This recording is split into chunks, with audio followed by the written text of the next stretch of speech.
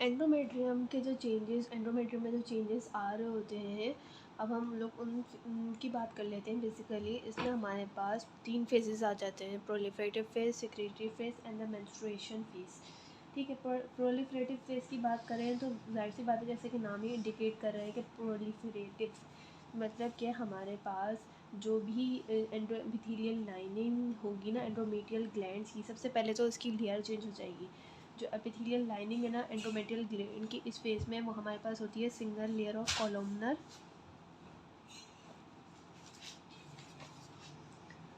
Columnar cell से change हो जाती है हमारे पास लाइनिंग इसकी सूडो स्ट्रेटिफाइड एपिथेलियम में।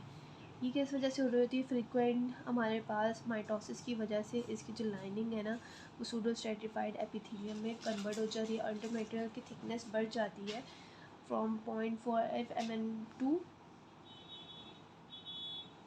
About 3.5 to 5 mm after the menstruation. ये मेंस्ट्रुएशन के बाद वाला फेज़ है, ठीक है, प्रोलिफरेटिव फेज़।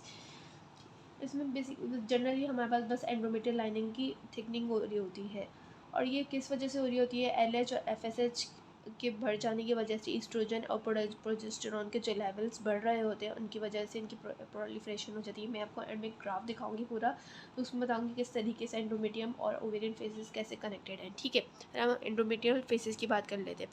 प्रोलिफरेटिव फेज में जनरली प्रोलिफरेशन हो रही होगी हमारे पास एंडोमेट्रियल लाइनिंग की। ठीक है, सिक्रेटरी फेज में क्या होता है? जब ओवुलेशन हो जाती है around the day of the 14, endometrial glandular secretory activity जो है ना स्टार्ट होने लग जाती है।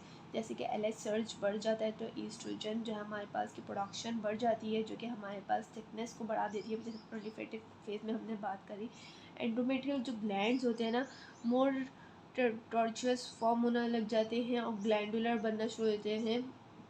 इनकी जो आर्टरीज है ना फर्दर ग्रो होना शुरू हो जाती है, और जो फ्लूइड सिक्रीट हो रहा है ग्लैंडुलर सेल्स में और यूट्राइन लूमेन में वो बढ़ जाता है। क्या बात करिए, एंडोमेट्रियल ग्लैंड्स जो है विल बिकम मोर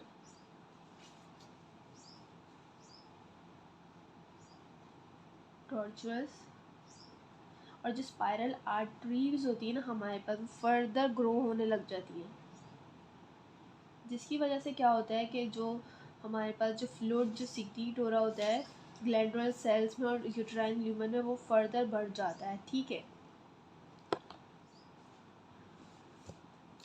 सिंपली हमारे पास सिक्रेटरी फेज में अब ग्लैंडुलर जो एपिथेलियम होती है वो बढ़ना शुरू हो जाती है। अगर हम बात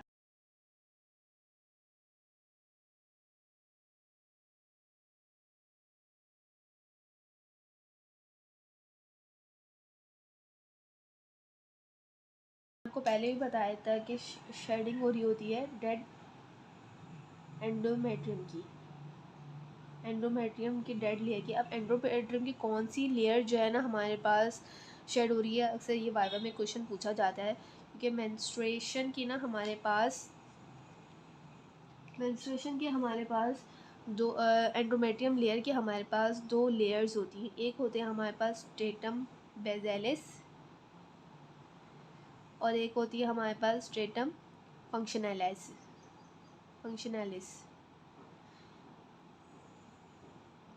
ठीक है, जो स्ट्रेटम बेसेलिस होती है ना वो हमारे पास अराउंड 25% होती है, और ये हमारे पास लोअर पार्ट ऑफ एंडोमेट्रियम होती है। ठीक है, 25% होती है, और बाकी जो हमारे पास होती है ना स्ट्रेटम फंक्शनैलिस होती है। इसके भी फर्दर दो पार्ट्स होते हैं, स्ट्रेटम कॉम्पैक्टम एंड स्पॉन्जियोजम एंड कॉम्पैक्टम। जिस स्ट्रेटम फंक्शनैलिस होती है ना ये शेड होती है हमारे पास मेंस्ट्रुएशन में। ठीक है, क्योंकि हमारे पास ईस्ट्रोजन और प्रोजेस्टेरॉन के लेवल्स जो है ना डिक्रीज होते हैं, जिसकी वजह से इस्कीमिया होता है, और जो स्पाइरल आर्टीरियोल्स होते हैं ना उनकी वजह से हमारे पास ये जो है ना हम डिस्टर्ब होते हैं, और जिसकी वजह से हमारे पास मेंस्ट्रुएशन होती है। अच्छा, इसमें भी ना कुछ फैक्टर्स हैं हमारे, जैसे मैंने आपको बताया कि ईस्ट्रोजन और प्रोजेस्टेरॉन की लाइनिंग डिक्लाइन हो रही है, जिसकी वजह से मेंस्ट्रुएशन हो रही है। अब ये जो है ना हमारे पास कुछ आर्टियल वेजोकंस्ट्रिक्शंस होते हैं। हमने कहा था ना कि ये जो मेंस्ट्रुएशन हो रही है, वेजाइनल ब्लीडिंग हो रही है, ये बेसिकली हमारे पास किस तरीके से 5 to 10 डेज़ के बाद जो है ना खुद ब खुद ख़त्म हो जाती है। क्या हीमोस्टेसिस होती है? ऐसा तो नहीं होता जैसे हमारी बॉडी में कहीं भी ब्लीडिंग हो रही होती है, कोई कट वगैरह लगता है तो हीमोस्टेसिस के तौर पे बॉडी हमारे पास मेंटेन करती है कि उसमें क्लॉट फॉर्मेशन करना शुरू कर देती है और फाइब्रोसिस होना शुरू, जिसकी वजह से ब्लीडिंग रुक जाती है। लेकिन in case of vaginal bleeding में ऐसा कुछ नहीं होता है कि क्लॉट फॉर्मेशन हो या फाइब्रोसिस हो। बेसिकली यहाँ पे क्या होता है कि जो स्पाइरल आर्टीरियोल्स होते हैं ना, वो वैसो कंस्ट्रिक्ट हो जाते हैं, जिसकी वजह से एंडोमेट्रियम जो है ना हमारे पास ब्लीडिंग करना बंद कर देती है और फर्दर रीजनरेशन का इसका प्रोसेस शुरू हो जाता है, प्रोलिफरेटिव फेज शुरू हो जाता है। अब ये कौन से वैसो कंस्ट्रिक्शन है, कौन से हमारे पास मीडिएटर्स हैं जो कि इन्वॉल्व होते हैं। हमारे कुछ पैराटाइन मीडिएटर्स होते हैं जो prostaglandin, endothelin 1 and the platelet activating factor, ये कुछ हमारे पास वैसो कंस्ट्रिक्टर्स होते हैं जो कि हमारे एंड्रोमेट्रियम से ही प्रोड्यूस होते हैं और वेसल की स्पाइरल आर्टीरियोल्स की कंस्ट्रक्शन कराते हैं और हमारे पास क्या मेंस्ट्रुएशन को इनिशिएट और कंट्रोल कर रहे होते हैं। इसके बरक्स हमारे पास होते हैं vasodilator agents, prostaglandin, estrogen, prostacyclin and nitro oxides, जो कि हमारे पास ये भी हमारे पास एंडोमेट्रियम से ही प्रोड्यूस कर रहे होते हैं। बेसिकली अभी वैसो कंस्ट्रिक्टर्स भी और वैसोडाइलेटर्स दोनों एंडोमेट्रियम से प्रोड्यूस हो रहे थे, लेकिन अलग अलग टाइम पर प्रोड्यूस हो रहे थे, जिसकी वजह से हमारे पास मेंस्ट्रुएशन हो रही होती है, इनिशिएट हो रही होती है और सीज हो रही होती है। ठीक, कुछ रिसेंट स्टडीज़ में ये कहा जाता है कि जब प्रोजेस्टेरोन विड्रॉवल हो जाता है तो क्या होता है कि प्रोस्टाग्लैंडिन की सिंथेसिस एंडोमेट्रियल प्रोस्टाग्लैंडिन की सिंथेसिस बढ़ जाती है और जो प्रोस्टाग्लैंडिन का मेटाबॉलिज्म होता है वो डिक्रीज़ हो जाता है। जब ये डिक्रीज़ हो जाता है और वो सिंथेसिस बढ़ जाती है, पता है प्रोस्टाग्लैंडिन का क्या काम होता है। बेसिकली ये एक हमारे पास पोटेंट वेजो कंस्ट्रिक्टर होता है। जैसे वेजो कंस्ट्रिक्टर होता है, स्पाइरल आर्टीरियोल्स को ज़्यादा कंस्ट्रिक्ट कर देगा, जिसकी वजह से जो है ना हमारे पास जो शेडिंग है वो जल्दी होगी और जो है ना अच्छे से होगी, इसका काम है। लेकिन कुछ स्टडीज़ में कहा जाता है जो एनसेड्स होती हैं वो कॉक्स-2 इनहिबिटर होती हैं और कॉक्स-2 इनहिबिटर का कॉक्स-2 इनहिबिट करती है। कॉक्स-2 का क्या काम होता है, बेसिकली सिंथेसिस में काम, प्रोस्टाग्लैंडिन सिंथेसिस के पाथवे में हमारे पास एक इंपॉर्टेंट रोल प्ले कर रहा होता है। जब हमारे पास कॉक्स-2 ही इनहिबिट हो जाएगा तो फिर क्या होगा कि प्रोस्टाग्लैंडिन की सिंथेसिस नहीं होगी। प्रोस्टाग्लैंडिन की सिंथेसिस नहीं होगी तो हमारे पास क्या होगा कि वेजो कंस्ट्रिक्शन नहीं होगी, वेजो कंस्ट्रिक्शन स्लो डाउन हो जाएगी, जिसकी वजह से ज़्यादा शेडिंग नहीं हो पाएगी एंडोमेट्रियम की। ठीक है, तो जो हमारे पास जो हैवी मेंस्ट्रुअल ब्लीडिंग होती है, पेनफुल ब्लीडिंग होती है, उन सब में हम लोग जो है ना एनसेड्स दे रहे होते हैं जो कि कॉक्स-2 इनहिबिटर है। इनडायरेक्टली वो हमारे पास प्रोस्टाग्लैंडिन के सिंथेसिस को कम कर देंगे, रोक देंगे। ठीक है, ये तो बात हो गई हमारे पास पूरी प्रोस्टाग्लैंडिन की। अब हम लोग ना 10 टीचर्स में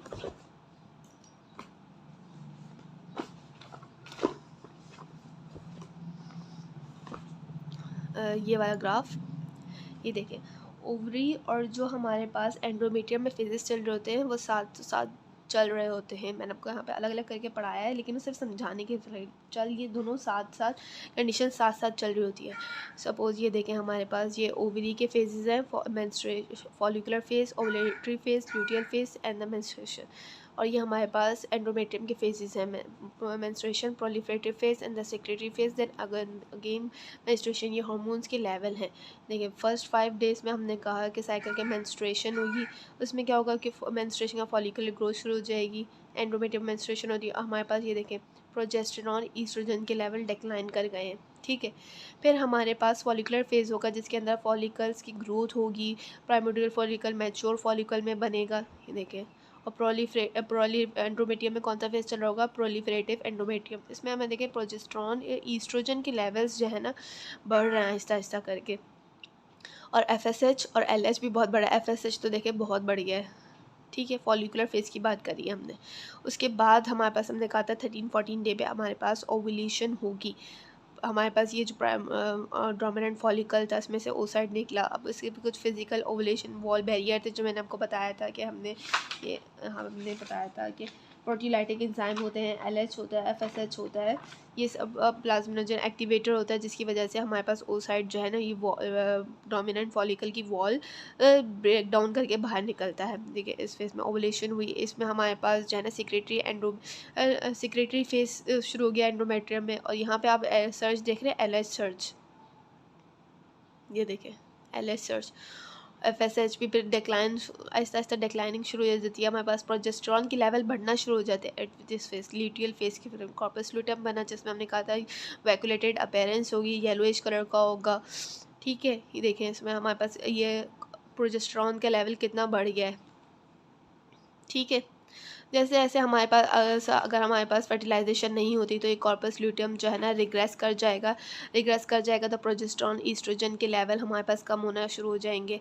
प्रोजेस्टेरॉन ईस्ट्रोजन के लेवल्स कम करना शुरू हो जाएंगे तो हमारे पास कौन सा फेस शुरू हो जाएगा, मेंस्ट्रुएशन का, ठीक है। ये आपने ग्राफ की सूरत में भी देख लिया किस तरीके से हार्मोन्स लेवल बढ़ रहे हैं चढ़ रहे हैं। और मेंस्ट्रुएशन में हमने ये बात याद रखनी है कि हमारे पास कौन सी लेयर जो है ना एंडोमेट्रियम की शेड हो रही है, स्ट्रेटम फंक्शनैलिस, ठीक है, बेसेलिस नहीं होती है, स्ट्रेटम फंक्शनैलिस होती है। नेक्स्ट वीडियो में हम लोग बात करेंगे कुछ puberty and the secondary sexual development के, नॉर्मल प्यूबर्टी के और कुछ इसके सेक्सुअल डेवलपमेंटल डिसऑर्डर्स के बारे में, ठीक, दैट्स इट।